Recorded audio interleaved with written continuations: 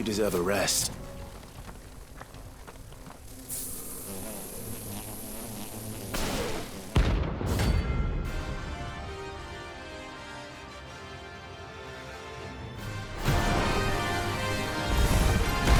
They don't look happy.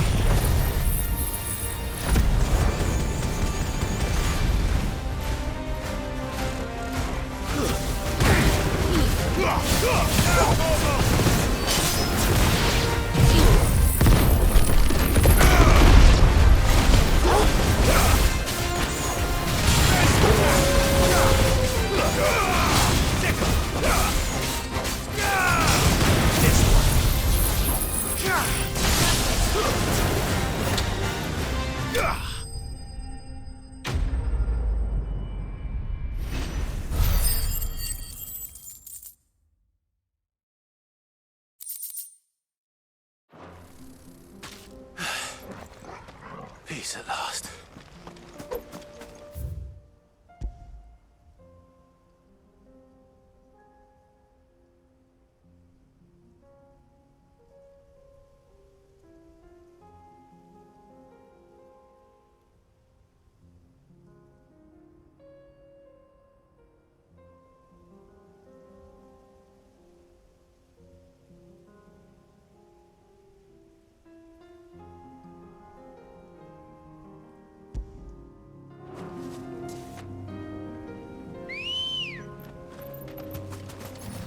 Ready, go?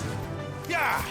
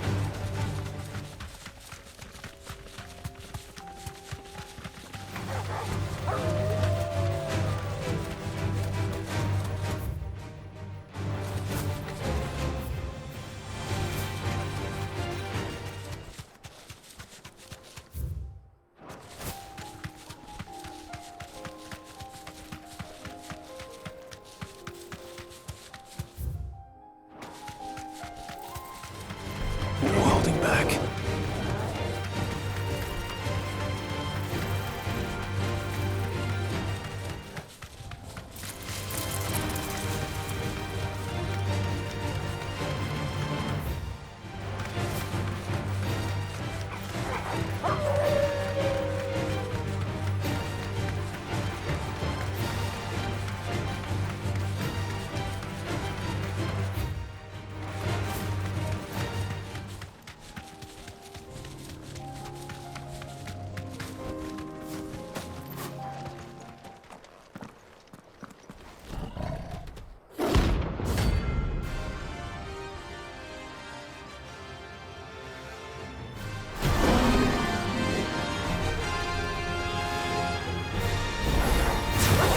Time for the pack, is it? Let me introduce you to mine.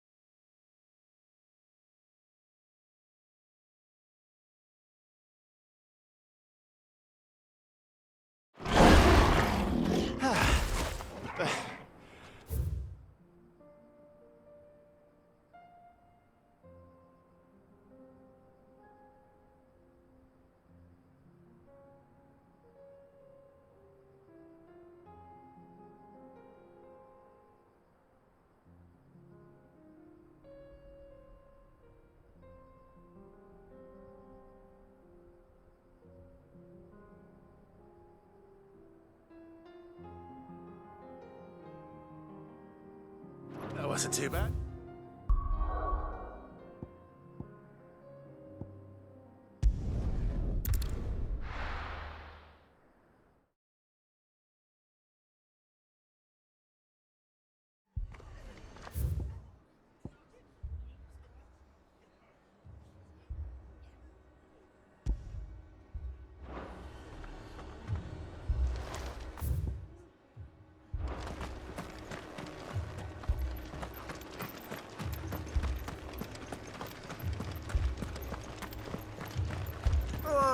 Just patch me up as quick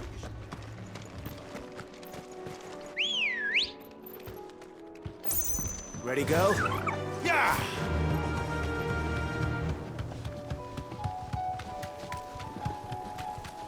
We're not alone.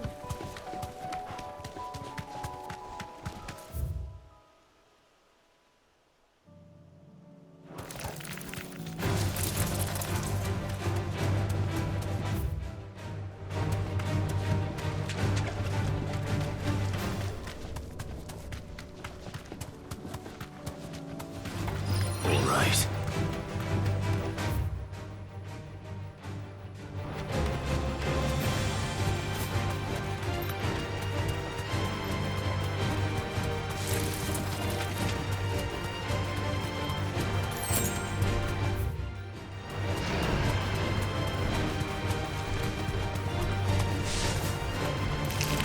It's certainly quiet. If I were a giant antelope, it would seem like just the place.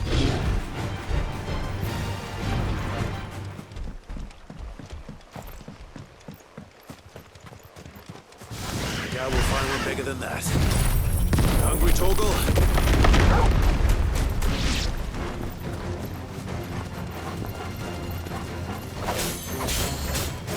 This one! Torgal, kill!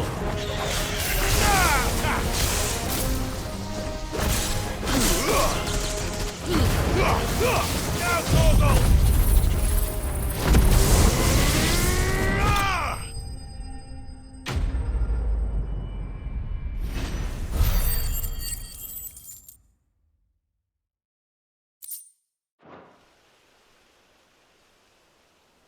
Now,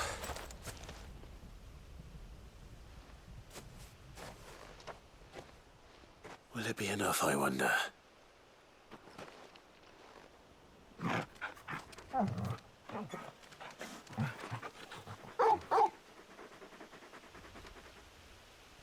I say that answers my question, which means we owe the lawsmen our thanks. You're just a big puppy, aren't you? A very big puppy.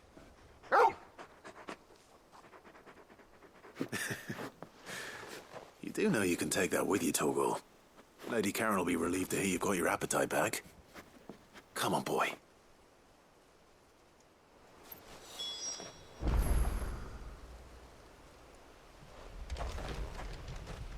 This is no time to ride.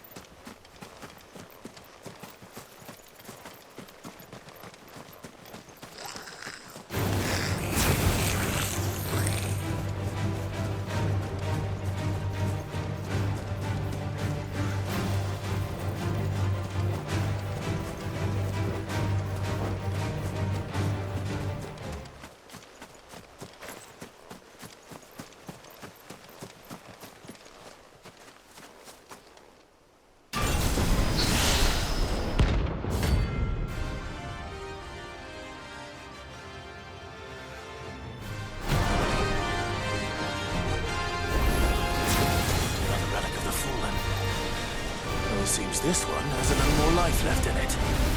All right then.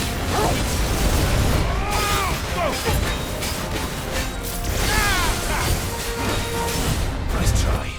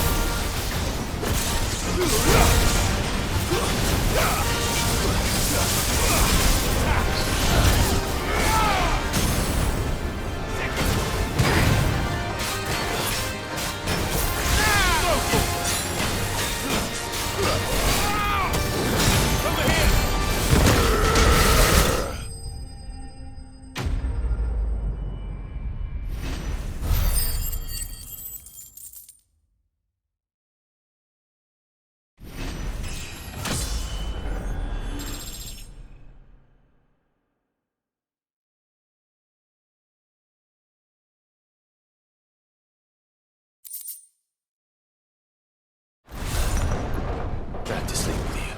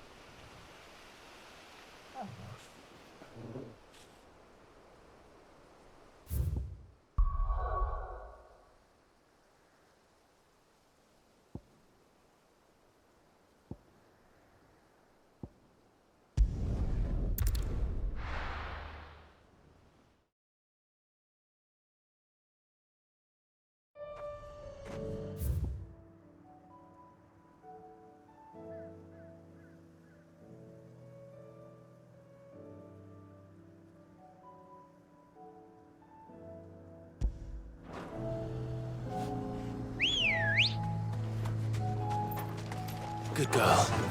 Run like the wind.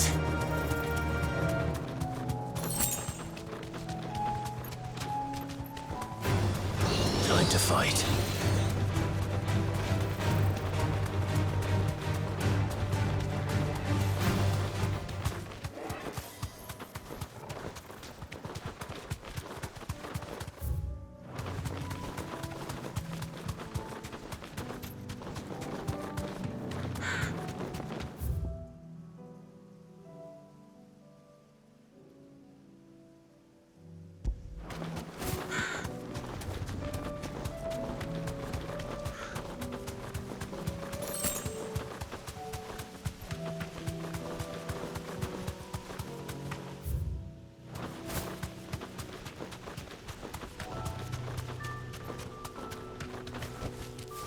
to the stables, Carl.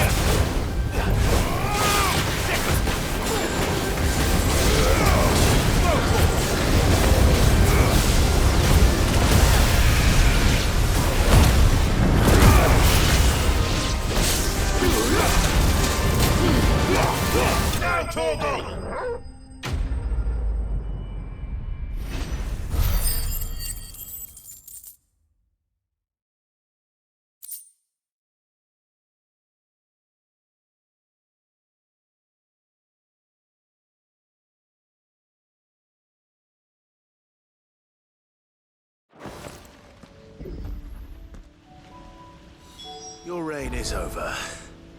Now to collect the ash. I should probably have brought a bucket.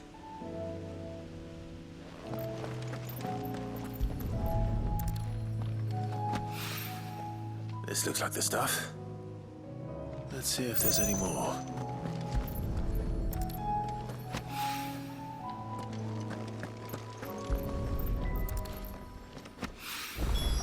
That should do it. If it were...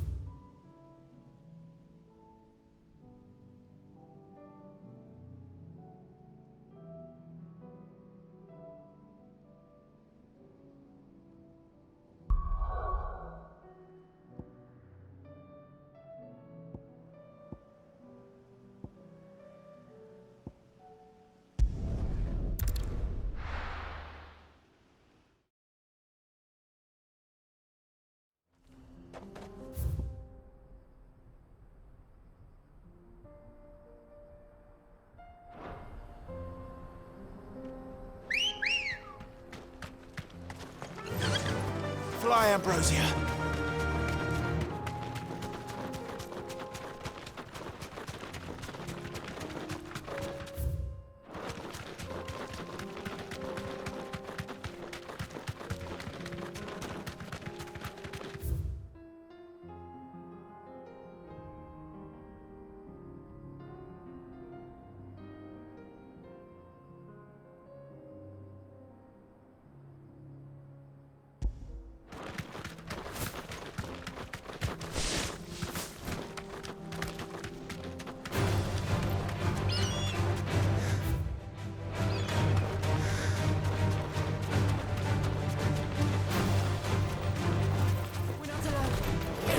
Back.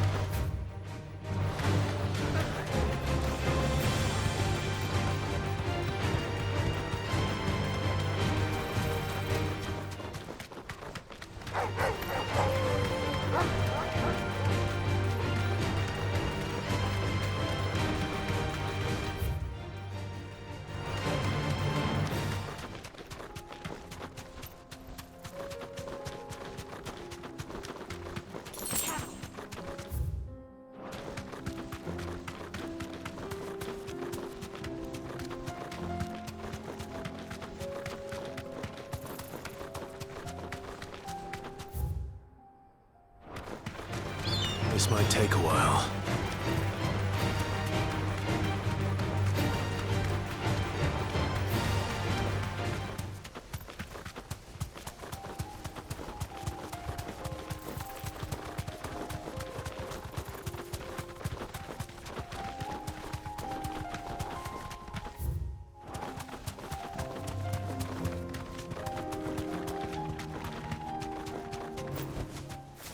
to the stables, girl.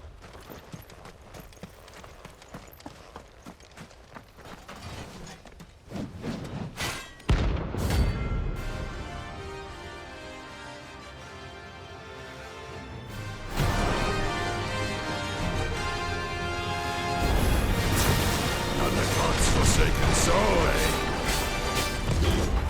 Only those who have nothing. So empty your pockets.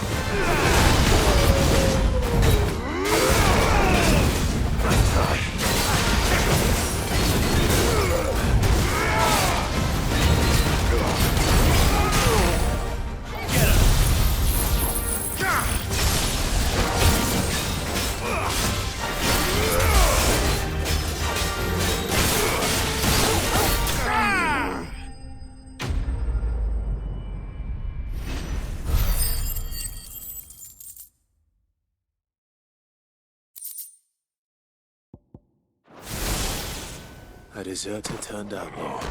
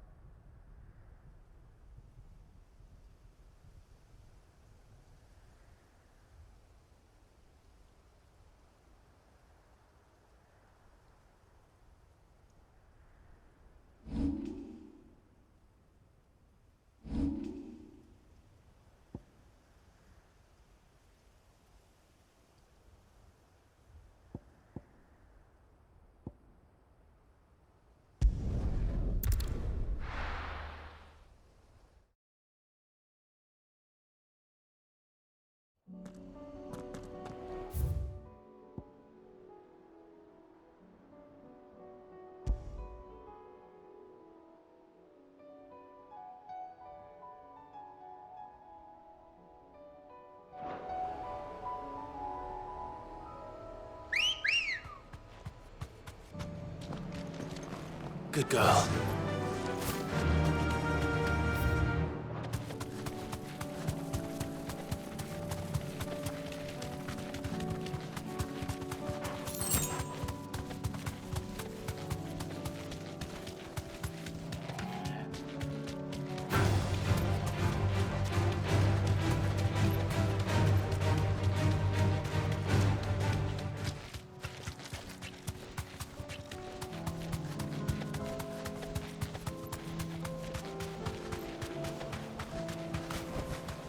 Be safe.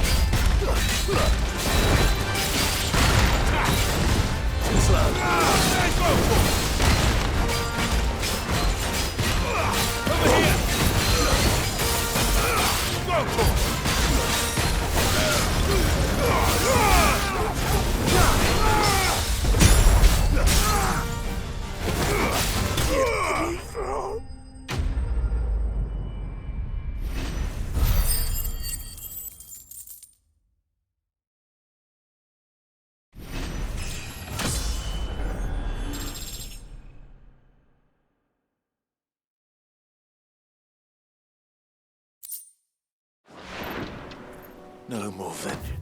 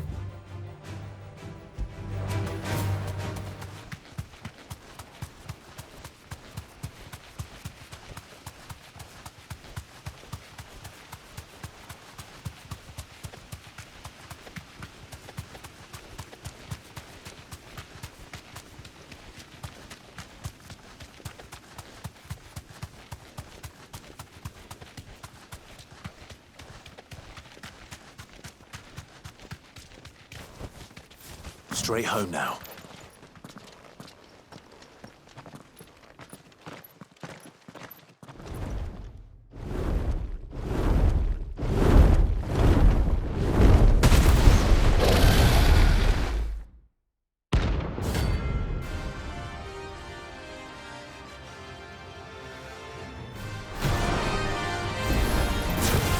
Found her. This beast isn't to be trifled with.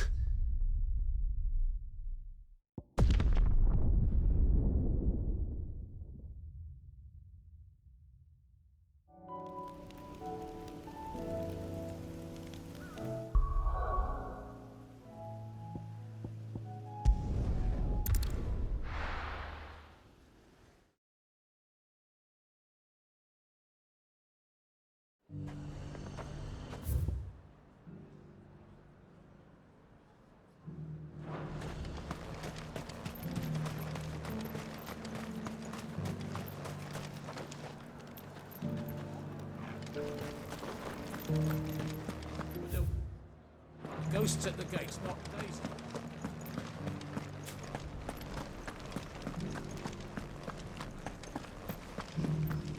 those things I said before.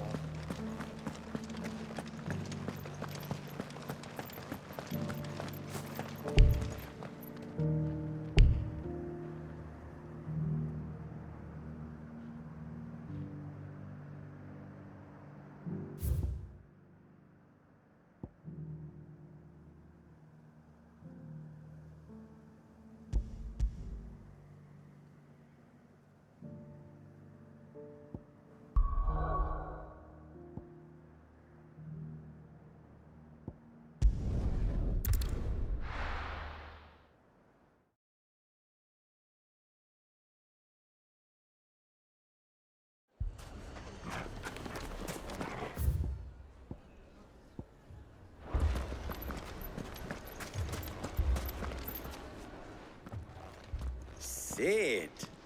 Oh, your new companion appears much more formidable than your uncle. Should I be worried? You haven't been introduced. Jill, Clive has told me much about you. All lies, I'm sure. Your Stolas said that Dalamil has a bandit problem. Indeed. Although, you're a little late. They left with our food and guild days ago. Any idea where they went? The desert's a big place. Your guess is as good as mine. But the fact is, I have more immediate concerns. What did you say to me? What did you say? Ah, as if by magic. Let's just say we've yet to reach a consensus about how to solve Dalimil's little problem. And at this rate, it won't be the actions of the bandits which prove to be our undoing. It will be our own. I've tried reasoning with the dissenting parties, but even the Desert Hare has limits. Perhaps we could talk to them. What makes you think they'll listen to us? What makes you think they won't? She makes a fair point, Sid. And you won't have wasted much of your precious time if you fail. They're just across the courtyard.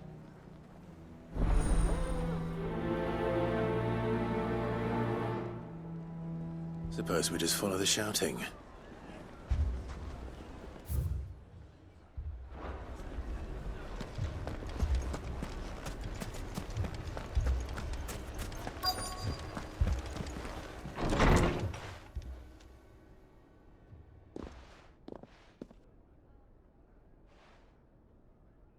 You wouldn't talk like that if it had been your men whose throats were slit. Blood for blood, it's the only way. We hire mercenaries and have them mount the bandits' heads on our walls as a lesson to the rest. And what happens when those mercenaries are slaughtered like your men? Are you going to hire more? We're better off using that coin to buy food and supplies. If we hire mercenaries, the only thing we're buying is the bandits' ire. And you cannot fill empty bellies with that. Do you hear me? But what happens when they come back? Maybe it'll be your throat that's slit. That's enough. Both of you. Any more of this and I'll throw you out myself. Come back when you're ready to talk like adults.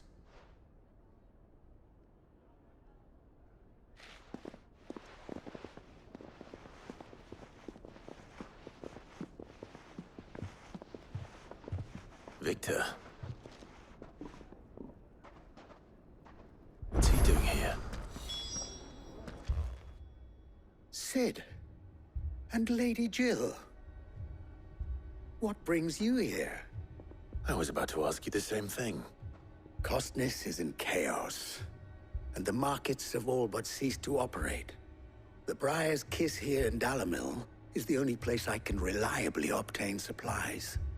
I was here to do just that when Master Lubor told me of his troubles. He thought I might be able to talk some sense into these fools. But if you're here, I suppose his patience must be waning. Who are those people? Those were the thorns in Lubor's side. And the reason this place might be headed the same way as Costness. It's these accursed skies. The darkness is enough to drive a man to madness. Or an entire city, for that matter. We're still working on the skies. But in the meantime, perhaps we can find a solution to Dalamil's problems. I hope so. For all our sakes.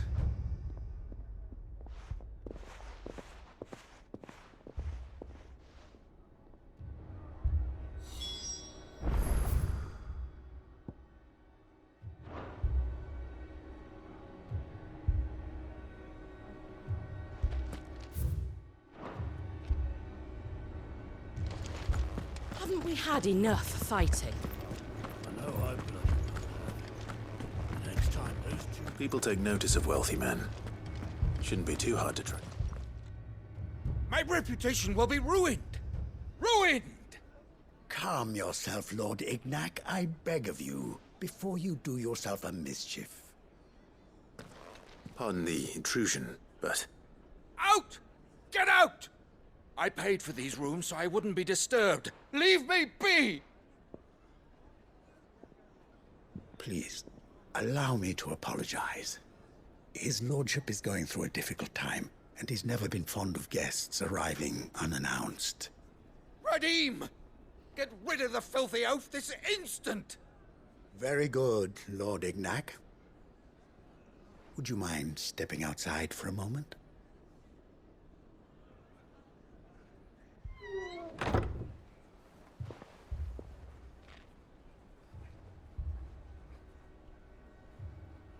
I'm sorry if I've caused you any trouble.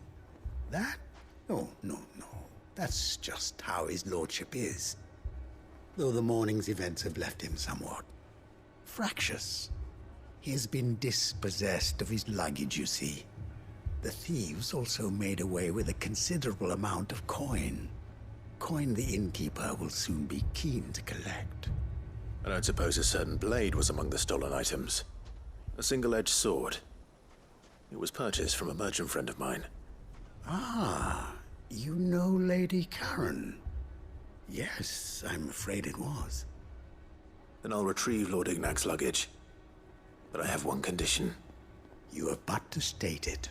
You are welcome to anything that is within my power to grant. I want an audience with Lord Ignac. A few minutes should be enough. Then I'll be on my way. A condition I would be a fool to refuse. Of course, you shall have your audience. I don't suppose you saw where the thieves went. I did not, no. Though some discreet inquiries made on his lordship's behalf mean that I know where you might find them. The bandit's bed. Every ill-gotten coin in Dalimil is said to pass through that disreputable corner of the Valcroy. And that's where I'm heading. I shall speak to Lord Ignac in your absence, and arrange for an audience upon your triumphant return. That will be very kind of you. Farewell, and best of luck.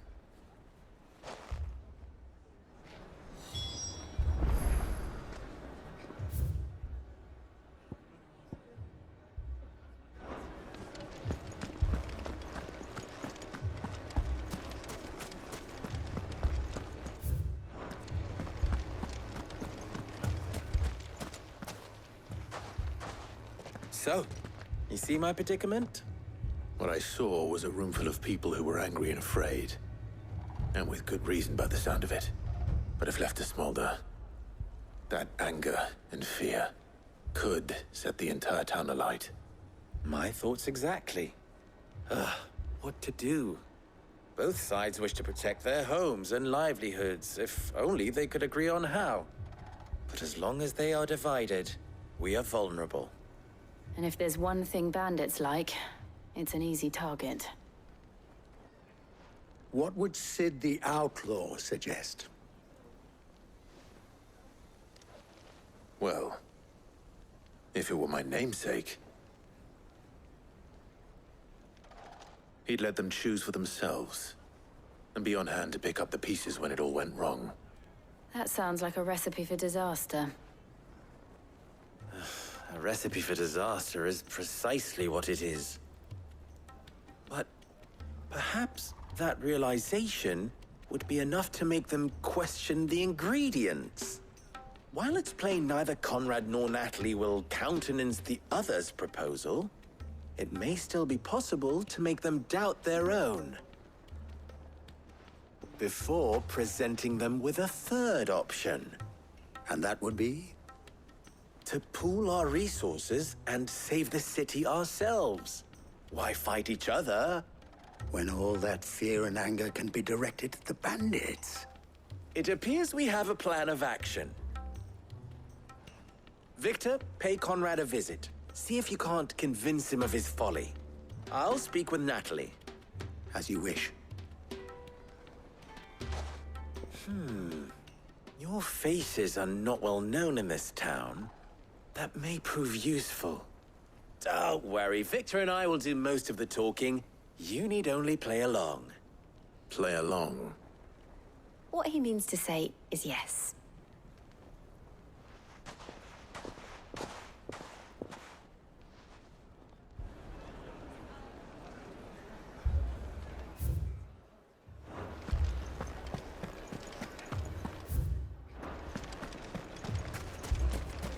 Picture it, Conrad.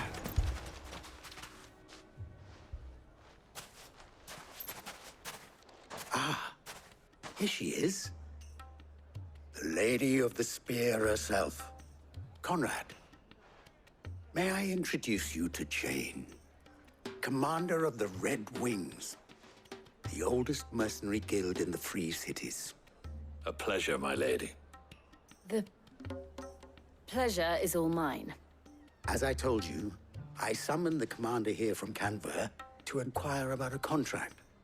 Victor says you told him no. That there aren't any men left to hire. Is that true? True as the crystals cracked. Nobles came and claimed every last one worth his salt. And not just from us Red Wings. You know of the 7 high houses. There must be 2 swords assigned each one. Granted, we have a few boys left. If it's boys you're looking for. Well, Conrad, are you saying that Dalamil's finest cannot defend this town better than a gaggle of unblooded striplings? That a band of beardless youths could better avenge the deaths of your brave men than you yourselves? Absolutely not. We'll show those bastards who they're dealing with.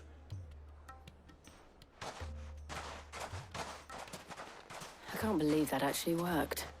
Conrad's not what you called the brightest candle in the crypt. And there's a reason why I had you do the talking and not Sid. Well played, my lady.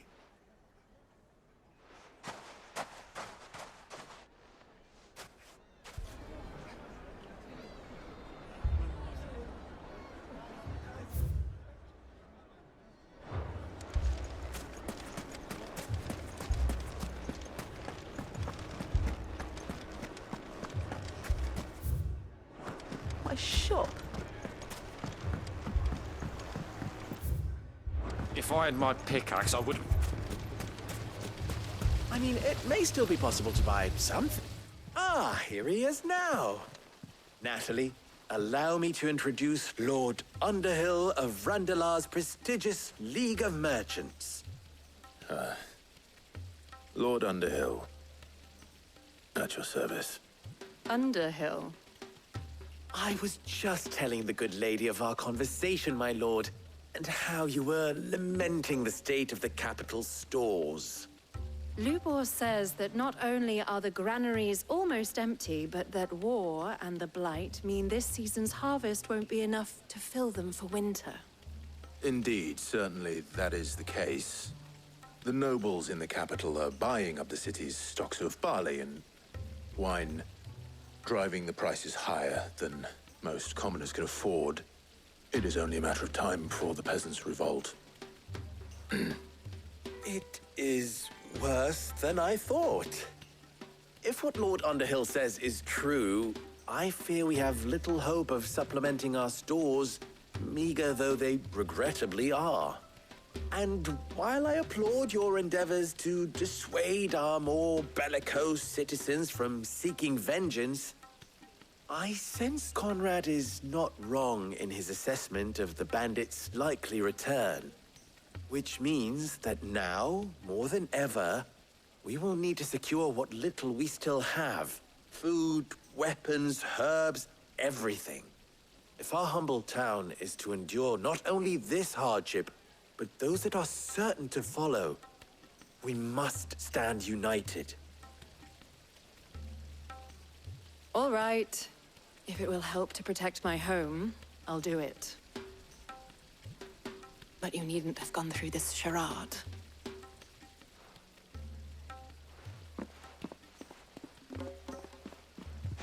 Thank you, Clive.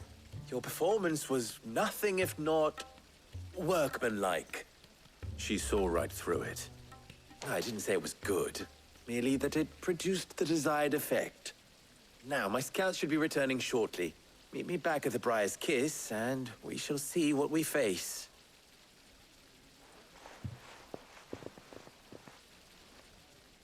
I'm not convinced our roles in this ruse were entirely.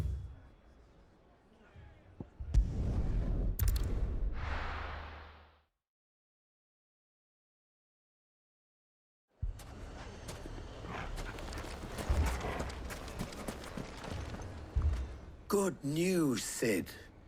Both Conrad and Natalie have somewhat gracefully accepted their new roles. With time, they may even learn to.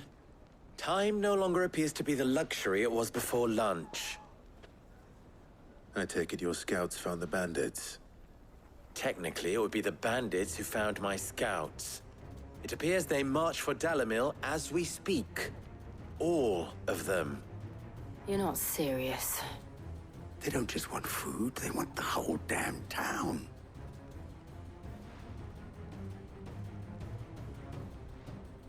I have a favor to ask. I'm told the bandits march in two groups, one from the south and one from the desert, in a move doubtless intended to stretch our already gossamer-thin defenses. Very well. Jill and I will meet those from the desert. But what of the rest? The rest, my friend, the city shall fight. Together. The stakes, I concede, are high. But if this does not unite Dalimil, nothing will. That is a lot of faith to put into those who had their hands around each other's throats but a moment ago. Then it will be for us to see that their hands are kept occupied. And I do mean us. I thought you might say that. We'll hold them off for as long as we can. And we will do the same.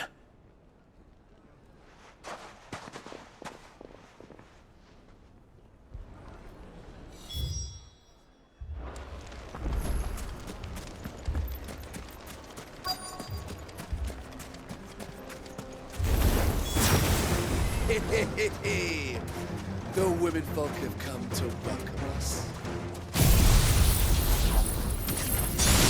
I'll take that one. It's all yours.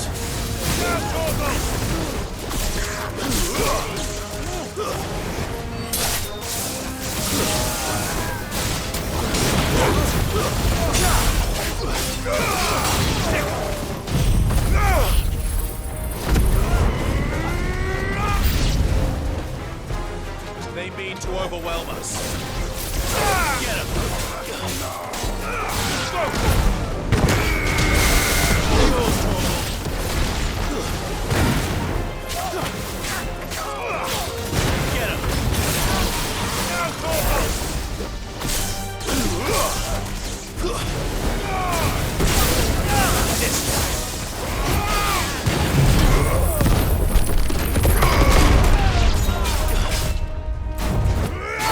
Over here!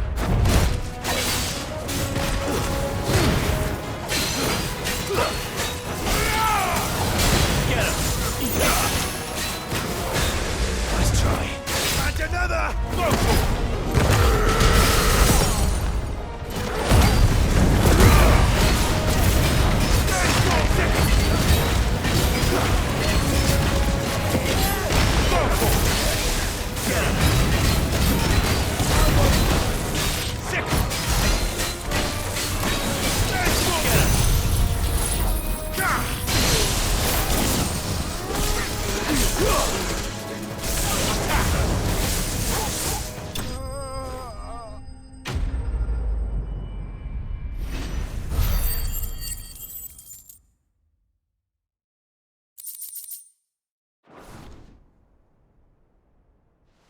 The townspeople.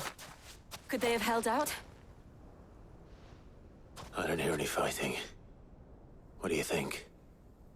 That we should hurry.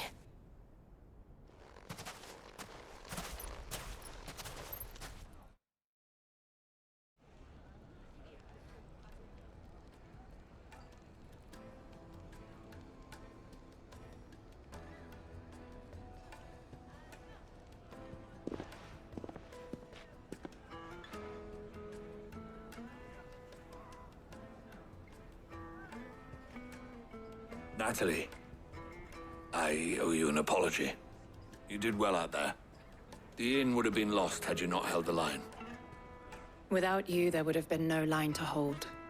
You saved us, Conrad. You saved Dalamil. We all saved Dalimil.